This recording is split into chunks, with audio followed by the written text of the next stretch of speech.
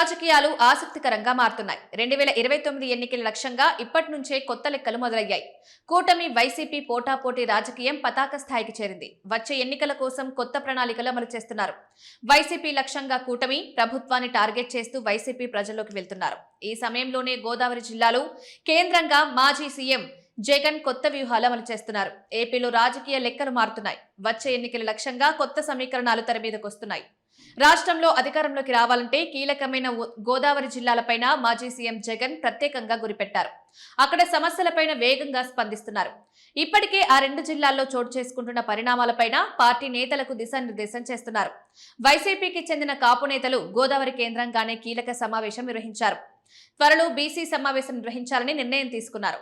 Party నిర్ణయించిన నిరసనలు గోదావరి జిల్లాల్లో బలంగా నిర్వహించాలని నిర్దేశించారు. కోనసీమ నేతలతో సమావేశం సమయంలో జగన్ గోదావరి కేంద్రంగా భవిష్యత్ కార్యాచరణపైన పార్టీ నేతలకు స్పష్టతనిచ్చారు. గోదావరిలో రైతుల సమస్యలపైన జగన్ వెంటనే స్పందిస్తున్నారు. భీమవరం కేంద్రంగా ఆక్వా రైతుల సమస్యపైన జరిగిన సభలో జగన్ పాల్గొన్నారు. ప్రభుత్వానికి అల్టిమేటం ఇచ్చారు.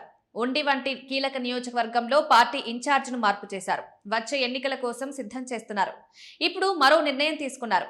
తూర్పు గోదావరి జిల్లాలో రేపు పర్యటించనున్నారు. దేవరపల్లి పొగాకు కొనుగోలు కేంద్రాన్ని సందర్శించి కొనుగోళ్ల తీరును పరిశీలించడంతో పాటు పొగాకు రైతులతో నేరుగా మాట్లాడనున్నారు. ఇప్పటికే పొగాకు రైతులు జగన్ తో సమావేశమయ్యారు.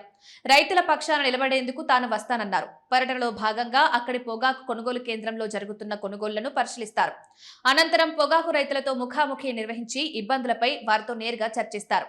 దీంతో గోదావరి కేంద్రంగా జగన్ వరుసగా అమలు చేస్తున్న కార్యాచరణ ఇప్పుడు రాజకీయంగా ఆసక్తికరంగా మారుతోంది.